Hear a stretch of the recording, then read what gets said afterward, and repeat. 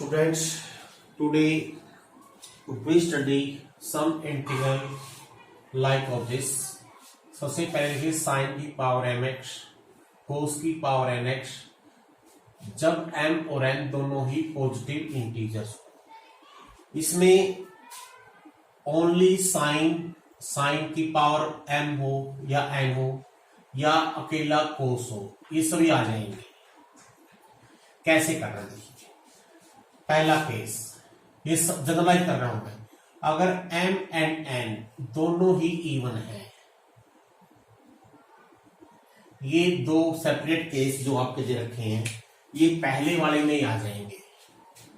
अगर मान लीजिए कोस नहीं है तो n का मान 0 हो गया, साइन नहीं है n का मान 0 हो गया। अगर m और n दोनों ही इवन पावर है, मींस साइन की पावर और कोस की पावर दोनों ही इवन पॉजिटिव इंटीजर है, तो आपने क्या मेथड यूज करना है, साइन स्क्वायर को चेंज कर देना है 1 माइनस कोस 2x बाई 2 में, और साइन स्क्वायर को कोस स्क्वायर को चेंज करना है 1 प्लस कोस 2x बाई 2 में, अगर दोनों इवन है। समझ में आ गया। अकेला साइन है, जब तक इवन पावर सिंपलीफाई हो गया, जब तक साइन या कोस की इवन पावर रहेगी हम ऐसे चेंज करते जाएंगे।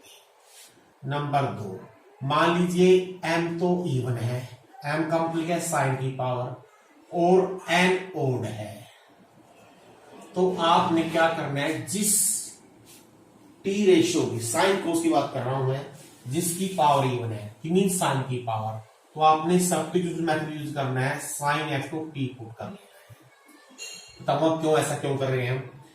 तीसरा केस, अगर मान लीजिए m ओड हो और n इवन हो, तब आपने कोस x को सब्स्टिट्यूट करना है।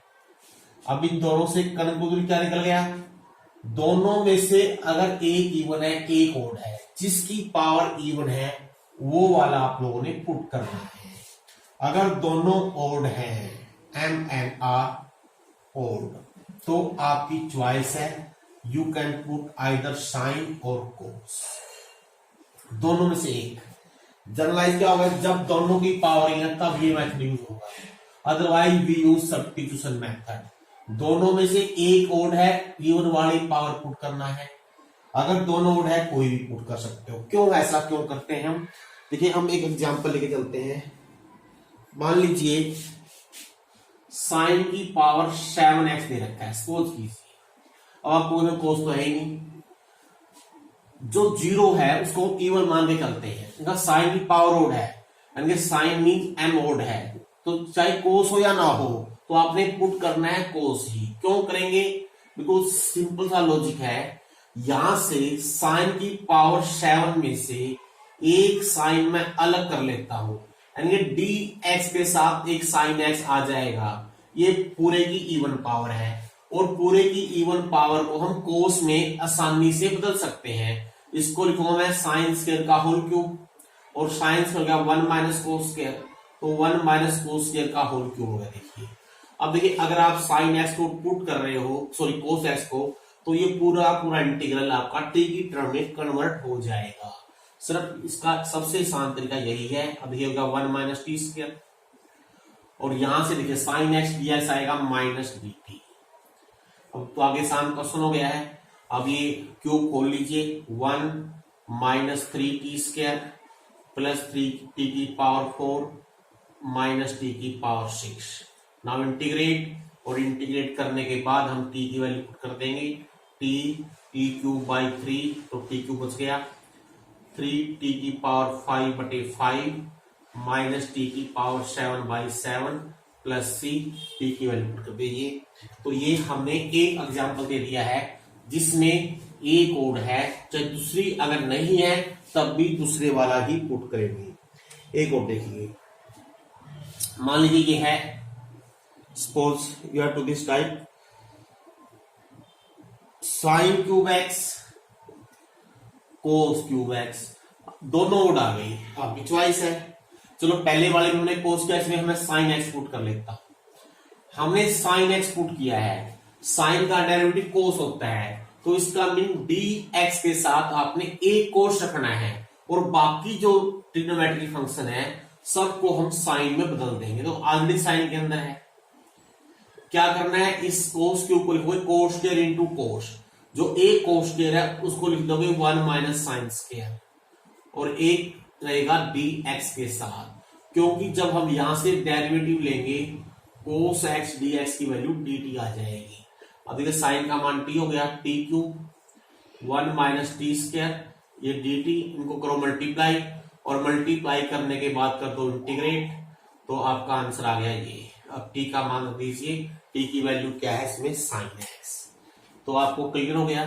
अब हम लेते हैं एक एग्जांपल लेके दिखाते हैं, जब ओड इवन पावर, सॉरी मान लीजिए ये इवन पावर है, इसमें हम ऐसा नहीं कर सकते हैं, क्योंकि अगर मान लीजिए आपने साइन पुट कर लिया तो a cos x dt में आ जाएगा, लेकिन a cos x अंडरूट में मच जाएगा, तो इट बिकम वेरी कॉम्प्लिकेटेड। तो इसका सबसे इजी तरीका ये है, जैसे मैंने लिखा हुआ है cos square 1 plus cos 2x by 2, sine की पावर 4 है, इसको लिखो साइन स्क्वायर का होल स्क्वायर, और एक साइन स्क्वायर हो गया 1 माइनस cos 2x बाई 2 का होल स्क्वायर।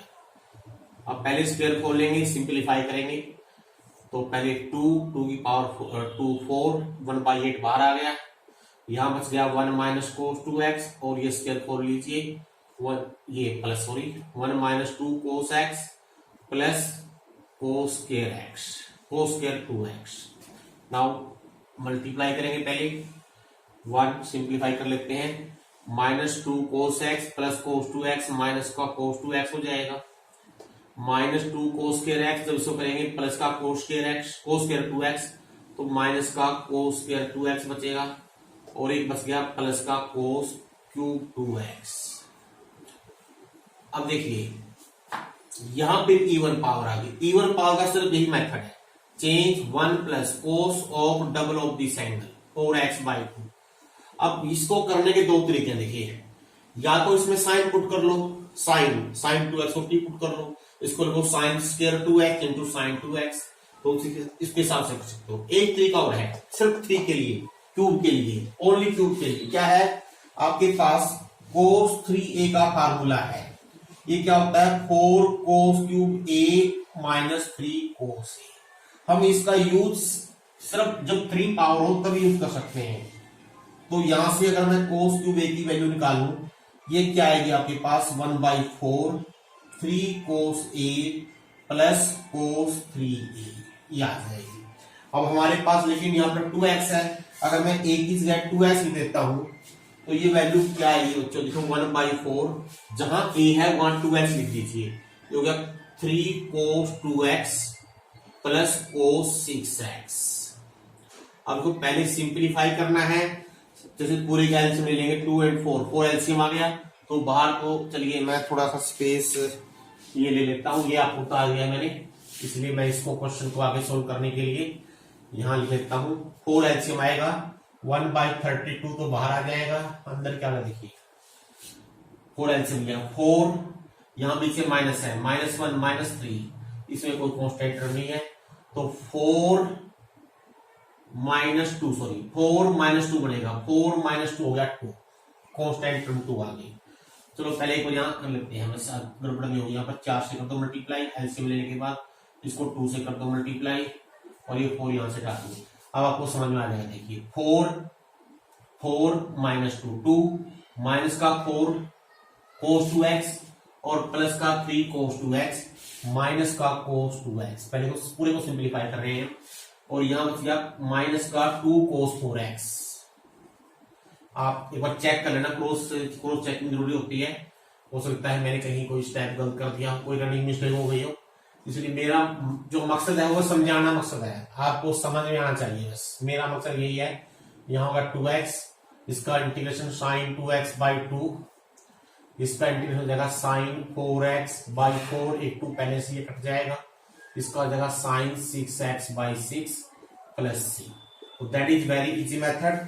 बेसिक क्या है, जब दोनों की इवन पावर है तब आपने चेंज करना है, जब दोनों में से एक भी ओड पावर है तब आपने सब्स्टिट्यूशन करना है, जिसकी ओड पावर है दूसरे वाला पुट करना है, अगर दोनों ओड पावर है तो आपकी चॉइस है। अब एक और देखिए, 10 की पावर nx ये फॉर्म हो या कोट की फॉर्म में हो, जब n इंटीजर हो, पॉजिटिव इंटीजर, चलो इसमें कोई फर्क नहीं पड़ता, इंटीजर लिख लीजिए। क्यों नहीं फर्क पड़ता? मान लो n नेगेटिव है तो ये बन जाएगा, क्यों? 1/10 कोट बन गया। अगर ये नेगेटिव है, ये मतलब इंटीजर होना चाहिए। इसका क्या तरीका? बिल्कुल सिंपल सा तरीका है। अगर आपका क्वेश्चन 10 की टर्म में है तो यहां से एक 10 स्क्वायर बाहर निकाल लोगे, 10 स्क्वायर, और उस 10 को चेंज करोगे सेकेंड स्क्वायर x -1 में, बस। और सिंप्लीफाई करते जाओगे जब तक कि लास्ट टर्म 10 ना रह जाए या कांस्टेंट ना रह जाए। तब वो कैसे?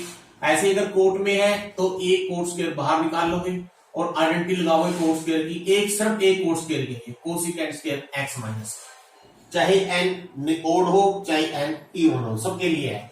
जैसे मान लो 10 की पावर में 4 ले रहा हूं यहां पर, तो आपने क्या करना है, यहां से एक 10 स्क्वायर अलग कर देना है। इस 10 स्क्वायर को चेंज करेंगे हम, कैसे चेंज करेंगे? सेकेंड स्क्वायर x -1 में। अब दो इंटीग्रल बन गए यहां पर, दोनों को अलग कर लीजिए।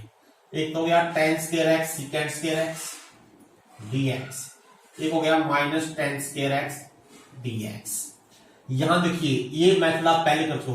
10 का डेरिवेटिव सेकेंड स्क्वायर, अगर आपको याद नहीं, लिख देता हूं। अगर f(x) की पावर n f' हो तो आप लिखते हो f की पावर n+1x बटे n+1, या क्या तरीका होता है, 10 को टी पुट कर लो। तो मैं डायरेक्ट रूल लगा देता हूं, 10 का डेरिवेटिव सेकेंड स्क्वायर होता है तो इसका तो हो गया 10³ बटे 3।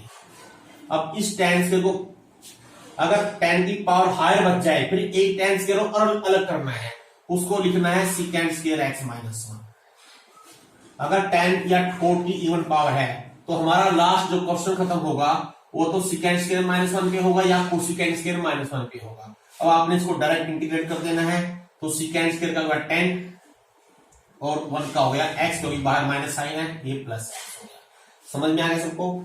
चाहे जब तक इवन पावर है तब तक ऐसे चलता रहेगा। लास्ट टर्म पे जब तक 10 यहां फिनिश ना हो जाए, खत्म ना हो जाए, तब तक चलते रहेंगे ऐसे ही कोड के अंदर। कब? जब इवन पावर है। अगर बाय चांस ये ओड पावर होगी तब कहां खत्म होगा? तब 10 पे या कोड पे खत्म होगा जाके। लास्ट टर्म जो बचेगी या तो 10 में बचेगी या कोड में बचेगी। चलो मान लीजिए मैं एक क्वेश्चन लिखता हूं, कोड की पावर 5 वाला लिखता हूं। चलो काफी बड़ा हो जाएगा, थोड़ा टाइम कम है, वीडियो लेंथ की नहीं बनेगी, कोड क्यों भी लेते हैं। तो पहला काम तो वही है, आपने क्या करना है, यहां से एक कोड स्क्वायर अलग कर लेना है और जो कोड स्क्वायर है इसको लिखना है कोसेकेंट स्क्वायर x -1, यहां भी x आएगा।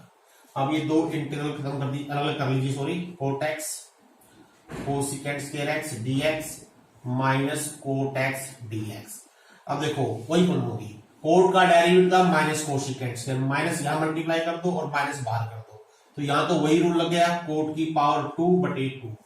अब ये कोट में खत्म हो गया। अगर इवन पावर होती चेंज करते कोसेकेंट स्क्वायर -1 में, तो ध्यान रखना है अगर ओड पावर है तो कोट या 10 में जाके खत्म हो जाएगा। अब क्योंकि कोट हो या 10 हो, इसका डायरेक्ट इंटीग्रेशन हमने कर लिया है, हम जानते हैं होता है log of mod sine x। अगर 10 होता तो log ऑफ सेकेंड x। तो अब आपको देखिए ध्यान से 1 बाय 1 समझते रहिए। साइन कोस की पावर चाहे कुछ भी हो, पॉजिटिव इंटीग्रल चाहे नेगेटिव हो, चाहे सॉरी इवन हो, चाहे ओड हो, हमारे सारे क्वेश्चन हो गए। 10 कोट की पावर चाहे कुछ भी आ जाए, पॉजिटिव आए या नेगेटिव आए, इवन आए चाहे ओड आए, सबके लिए हो गया। अब रहता है सिकेंड एंड कोसेकेंट। आज के जो टॉपिक में हम सिर्फ सिकेंड या कोसेकेंट की इवन पावर पढ़ेंगे। Even power when n is even, positive integer. समझ में आ गया सबको? इसको आप ऐसे भी समझ सकते हो, जैसे अभी हमने लिखा साइन nx dx, कोस nx dx, हमने लिखा n इज पॉजिटिव इंटीजर। इसमें आप बोल सकते हो, या अगर साइन कोस में ले रखा है इसको बोलेंगे n is negative even integer. एक ही बात है। क्यों? इसका उल्टा ये बन गया, इसका उल्टा ये बन गया। इससे क्या हो जाएगा, जैसे ही हमने कर लेंगे, अब हमने क्या साइन कोस की पावर पॉजिटिव इंटीजर हो, अब इसके बाद हम साइन कोस की पॉजिटिव इंटीजर पावर या नेगेटिव इवन इंटीजर पावर सारे क्वेश्चन सोल्व हो जाएंगे। करना कैसे है, बस जैसा रूल यहां अपनाया वही यहां करना है, जो 10 में अपनाया। यहां से एक सेकेंड स्क्वायर अलग कर लेना है,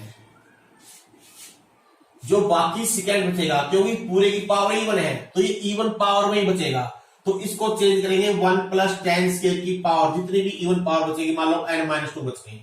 ऐसे ही इस फॉर्म में यहां से एक कोसेकेंड स्क्वायर अलग कर लेंगे और बाकी लिख देंगे 1 प्लस कोस स्क्वायर की पावर n-2। आप फिर 10x को पुट कर लेना, क्योंकि 10 का डेरिवेटिव सेकेंड स्क्वायर होता है, आपका इंटीग्रल हो जाएगा इवन पावर के। जैसे मान लीजिए क्वेश्चन लिखता हूं मैं, सपोज सेकेंड की पावर 6 दे रखा है, तो आपने क्या करना है, एक सेकेंड स्क्वायर यहां से अलग कर देंगे। अब ये तो रखना है dx के साथ। अब जो बाकी सेकेंड इवन पावर ही बचा है, इसलिए इस पूरे को मैं 10 में चेंज कर सकता हूं। देखिए मैं ओड पावर नहीं पढ़ रहा हूं, ओड पावर का तरीका आ गया करने का, सिर्फ इवन पावर ले रहे हैं। इसको लिखिए 1 प्लस 10 स्क्वायर एक्स का whole square into second square x dx। अब ये 10 का डेरिवेटिव सेकेंड स्क्वायर होता है, तो हम यहां पर सब्स्टिट्यूशन मेथड यूज कर लेते हैं, पुट 10x इज t, और जैसे 10 को t पुट करेंगे ये हो जाएगा 1 प्लस टी स्क्वायर का होल स्क्वायर dt। पहले स्क्वायर खोल लेना है और उसके बाद आपने करना है integration, integrate t plus T cube by 3 plus T की पावर 5 बाई 5 प्लस c। अब t का मान रख दीजिए, t का मान है 10x plus 2 10 cube x by 3 plus 10 की power 5x by 5 plus c। अब इसके साथ आपने जो पढ़ दिया, मैं अगेन रिपीट कर देता हूं, साइन कोस की पॉजिटिव पावर कुछ भी हो, इंटीजर पावर, सिकेंड कोसिकेंड की even positive power, ten coat की कोई भी पावर हो। इस सिर्फ एक क्वेश्चन रह गया है, इसमें जो आगे आएगा सिकेंड कोसिकेंड की ओड पावर, उसका जो मेथड है वो आपके बाई पार्ट जब कर लेंगे उसके बाद आएगा। आज इसके साथ आपने ये कंप्लीट एक्सरसाइज कर लेनी है।